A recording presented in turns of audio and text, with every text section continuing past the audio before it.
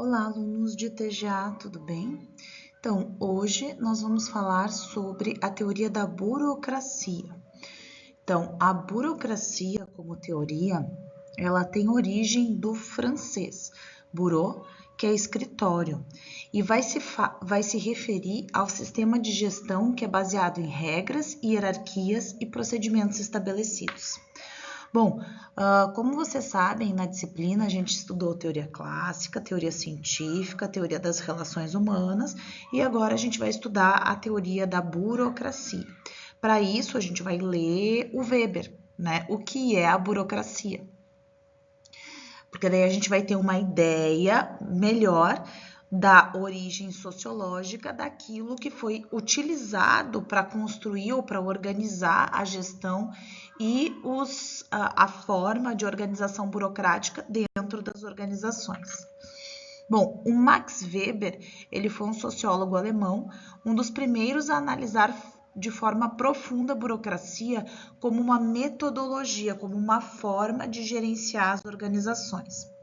O Weber, ele nasceu em 1864 e morreu em 1920. Ele foi sociólogo, economista, jurista, foi historiador. E a obra dele abrange uma gama bem grande e multidisciplinar de questões. Ele nasceu na Alemanha, numa família de classe média alta, estudou direito, economia, filosofia, história na Universidade de Heidelberg, em Berlim, e tornou-se professor dessa universidade. O Weber, ao longo de sua vida, ele sofreu vários colapsos nervosos que interromperam a carreira acadêmica dele por algum tempo.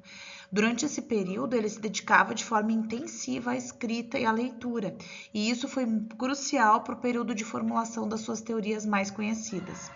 Embora ele tenha falecido em 1920, o legado dele perdura até hoje e os estudos eles são fundamentais na sociologia para entender, né, várias questões que vão desde preceitos religiosos até a gestão das organizações.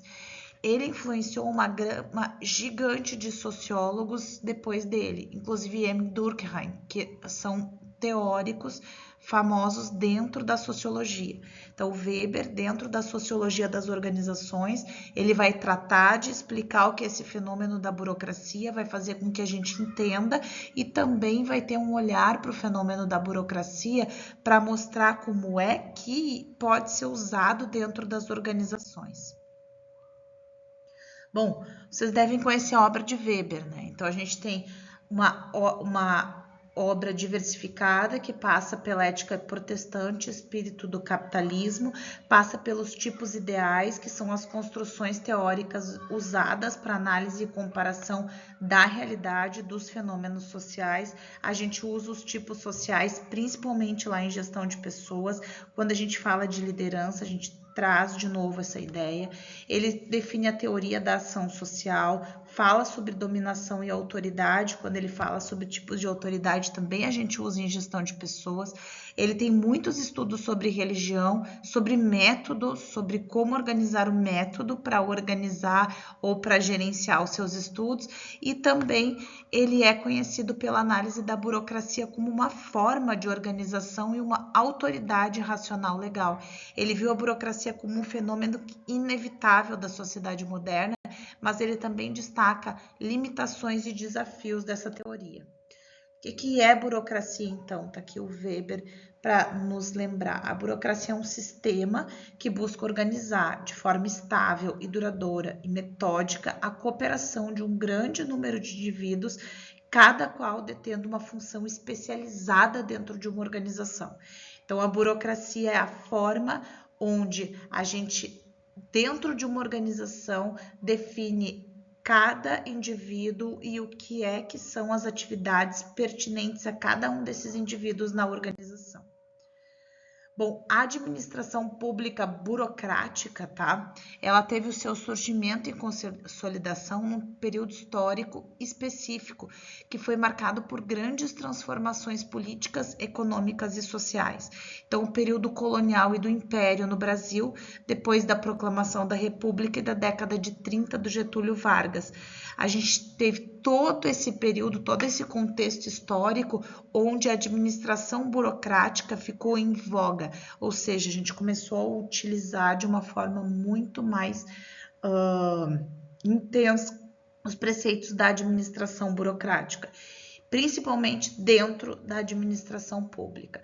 Lá na Revolução de 30, por exemplo, o Getúlio Vargas marca o momento em que ele alça o poder, né, e o Estado Novo inicia, e essas características autoritárias do regime trazem uma série de reformas administrativas que são voltadas para a racionalização e profissionalização da administração pública. Quando a gente pensa na racionalização e profissionalização, a gente pensa de forma automática, então, no quê? Em como organizar de forma burocrática. Então, algumas questões importantes para a gente entender burocracia. A burocracia, ela tem um caráter legal de normas e regulamentos.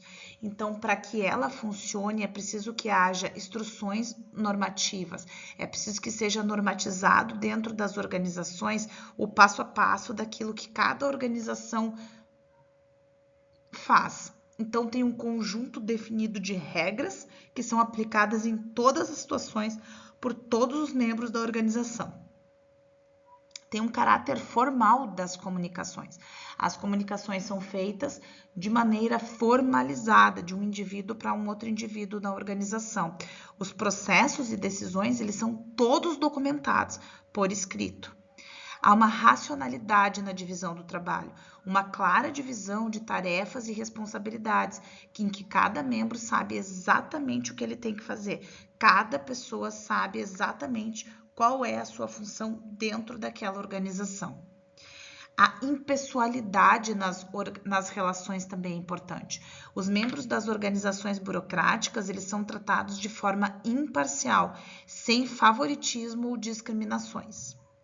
Há também um grande apreço pela hierarquia de autoridade. Tem uma cadeia clara de comando, a gente sabe quem é o nosso chefe e cada nível de autoridade tem um nível inferior e é subordinado a um nível superior. As rotinas e os procedimentos padronizados que garantem a previsibilidade e uniformidade das ações também são muito importantes dentro da teoria burocrática. Sobre isso, tem um livro e um filme bem interessantes que chama O Processo, de Kafka. O Processo, que vai falar um pouco sobre, né, na prática, a teoria burocrática, porque ele vai tratar de questões sociológicas mais reflexivas, mas vão dar essa ideia, mas fala, portanto, de como é que a teoria burocrática ela organiza ou ela gerencia organizações na atualidade. Bom, a gente vai falar de competência técnica e meritocracia. Os cargos, eles são ocupados dentro das organizações burocráticas com base nas competências e qualificações, não no favorecimento, e não por nepotismo, favoritismo ou relações pessoais. A especialização do trabalho também é muito importante. Cada pessoa ou departamento tem uma função muito específica. Então, a gente tem a divisão de tarefas dentro de uma organização. A partir das organizações burocráticas, a gente começa a criar, então, os departamentos. Gestão de pessoas, compras, licitações, eventos, marketing. A gente cria departamentos que têm uma função específica dentro da organização. A profissionalização dos servidores. Então, os servidores ou os funcionários, eles são treinados e qualificados para desempenhar as suas funções. Então, além de eles serem especializados no momento da contratação, eles são treinados e qualificados para desempenhar suas funções dentro dessa organização. A completa previsibilidade do funcionamento. Todas as decisões e ações são feitas com base em regras estabelecidas, então se garante a previsibilidade. A gente já sabe onde vai chegar, o que vai acontecer dentro daquela organização. Embora muitos governos ao redor do mundo adotem modelos alternativos da administração em resposta às críticas à burocracia, né, ainda existem inúmeros exemplos práticos de administração burocrática na atualidade. Eu vou falar aqui de alguns que ilustram características burocráticas em ação. Então, por exemplo, os processos de contratação em muitos governos, cargos públicos, eles são feitos de que forma? Eles são definidos de forma rigorosa, com critérios claros, como exames, entrevistas e, por vezes, até períodos probatórios. O objetivo é garantir que esses candidatos selecionados a seleção seja baseada no mérito e não no favoritismo. Licenciamentos e permissões também. Se você tem que abrir um negócio, construir uma casa ou realizar outras atividades que requerem aprovação, frequentemente você vai ter que navegar por um processo burocrático. Isso vai envolver múltiplos formulários, uma documentação específica, aguardar aprovação, várias agendas ou departamentos. Essa estrutura normativa do passo a passo que você precisa fazer, nada mais é do que encontrar na prática o evento da burocracia. Bom, o sistema de registros também, desde o nascimento até a obtenção do passaporte, carteira de motorista e certidão de óbito, toda a nossa vida ela é regulamentada na legalidade e a precisão nessa emissão de documentos oficiais. Eles são feitos a partir de modelos, né? E esses modelos, aliás, a partir de formulários, a gente preenche formulário, vai lá, emite a certidão e emite a próxima, e assim a nossa vida pública acontece dentro do nosso país. Na prática, então, o que acontece? A gente tem a gestão de benefícios sociais. Então, muitos benefícios sociais, como assistência médica, subsídios, pensões, é administrado por agências burocráticas. Essas agências têm regras muito rígidas sobre quem é que se qualifica para os benefícios, como é que eles são distribuídos e como as fraudes são prevenidas. Então, na prática, todas as organizações que fazem a gerência de benefícios sociais acabam sendo burocráticas. Muitas indústrias, elas também são regulamentadas por agências governamentais. Por exemplo, uma agência de regulamentação de medicamentos ou de energia elétrica ou de internet, que passa por processos rigorosos para aprovação tanto de novos medicamentos quanto para a verificação do fornecimento ideal de energia para os consumidores. Os sistemas judiciais também operam de uma forma muito burocrática, com processos claramente definidos para tudo, desde a apresentação de documentos até a condução de julgamentos. Na educação pública também. O sistema de educação pública, eles são exemplos de burocracias. Tem regulamentos claros, tem critérios de contratação claros, padrões de avaliação claros. A gestão de impostos. Os departamentos de receita ou tributação em muitos países são exemplos clássicos de burocracias. Eles têm regras detalhadas sobre como os impostos devem ser coletados, quem deve pagar, quais circunstâncias deve pagar e de que forma as disputas elas são reajustadas, reorganizadas ou são decididas dentro desse sistema. Bom, a burocracia tem vantagens, né?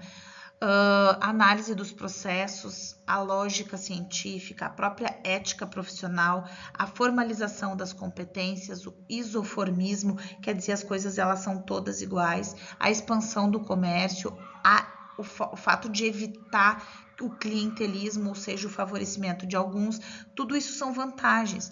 Então, a proposta burocrática, ela se aplica a qualquer tipo de organização. A facilidade da atividade de supervisionar o trabalhador na medida que as informações sobre a execução das tarefas e o comportamento desejado são explicitados pela organização. Há uma defesa da tarefa de forma mais poupadora possível de esforços, uma racionalidade, e a promoção por mérito e competência, entre outras contribuições.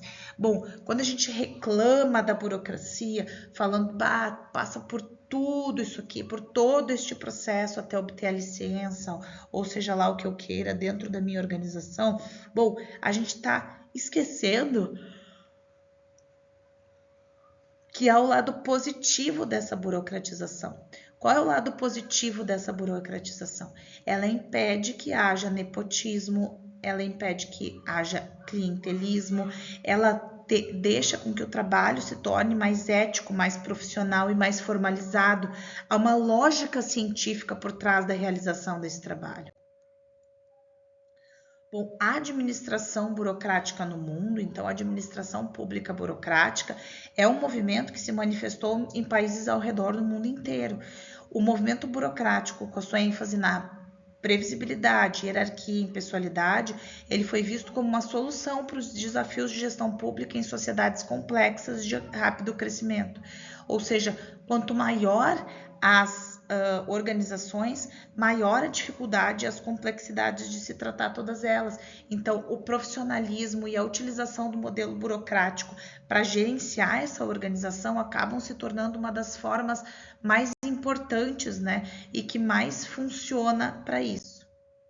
Então, a gente tem Estados Unidos, Reino Unido, China, por exemplo, né, são burocracias no mundo. Então, Estados Unidos, desde o século XIX, início do século XX, implementaram reformas para combater corrupção, clientelismo, né, e a Lei Pendleton, de 83, já estabeleceu o Serviço Civil Federal baseado no mérito. Então, há muito tempo, a meritocracia e a burocracia são utilizadas. No Reino Unido, tradicionalmente baseado no sistema de serviço civil, passou por reformas no século XIX e se tornou uma meritocracia menos influenciada pelo favoritismo. Lá em 1854 teve um marco, inclusive, onde se propõe a seleção competitiva para cargos públicos. A China, ela tem uma longa tradição de burocracia estatal, que remonta à dinastia Han e foi mais formalizada durante a dinastia Tang com o sistema de exames imperiais. É um sistema de exames que selecionava os burocratas com base no mérito e no conhecimento dos clássicos confucionistas, ou seja, já fazia uma prova. Na China moderna, após a reforma econômica iniciada em 78, houve esforços para modernizar e profissionalizar a administração pública. Na França, tem uma tradição administrativa fortemente centralizada e burocrática, em instituições como a Escola Nacional de Administração, por exemplo. Na Alemanha, por exemplo, um dos fatores predecessores da Alemanha foi notável por sua administração pública e eficiência burocrática. Essa tradição foi incorporada na administração pública alemã após a unificação em 71. Não é à toa que o Max Weber, né, sociólogo alemão, a partir do que ele via na prática lá na Alemanha, traz os estudos dele de como fazer uma organização burocrática ou traz sobre o que é essa burocracia. E a Índia, em 1947, adotou o sistema Indian Civil Service, que é herdado do período colonial britânico, e é um sistema burocratizado, baseado no mérito, com o prestigioso Indian Administrative Service no seu centro. Ou seja, a Índia também traz os preceitos burocráticos para a organização de seus sistemas. Para que eu estou dizendo isso? Para dizer para vocês que não é uma prerrogativa do Brasil. Não é o Brasil só que é burocrático ou que trabalha ou que gerencia suas instituições de maneira burocrática. A burocracia nasce ou ela acontece, né, como uma forma de regular ou regulamentar organizações, organizar elas lá no século XVIII já, e aí ela espalha no mundo, principalmente porque ela torna princípios como a legalidade, o formalismo mais práticos no entendimento de que de que essas organizações estão prestando serviços e elas têm que despessoalizar, né, ou descaracterizar a pessoalização na hora da prestação desse serviço. Então elas prestam o serviço da forma mais eficaz possível, mas sem pessoalizar a prestação dele. Então, o modelo burocrático da administração pública, ele foi complementado ou revisado com elementos da administração gerencial ao longo do tempo e ele vai buscar incorporar práticas do setor privado. Mas a burocracia com os princípios de hierarquia, regras claras e impessoalidade ainda permanece fundamental nos sistemas administrativos ao redor do mundo. Então, a gente tem várias críticas à burocracia, vocês conhecem elas mais do que eu, porque burocracia leva muito tempo, tem muitos passos, o processo é longo, é difícil, é arrastado. Bom, não é o sistema que faz com que seja assim, às vezes também é o sistema, né? Porque o processo tem muitas etapas e as etapas são emperradas. Mas isso tem a ver também com o fato de que esses sistemas dependem de pessoas e às vezes as pessoas que estão ali atuando no sistema que não tem que não consegue de uma forma tão ágil dar conta do sistema. Então, apesar de ter sido uma resposta a necessidade de racionalização e profissionalização da gestão pública, ele não está isento de críticas, e aí tem várias críticas aqui. A inflexibilidade, ele não é um sistema flexível, já que ele vai ter um ordenamento de funcionamento.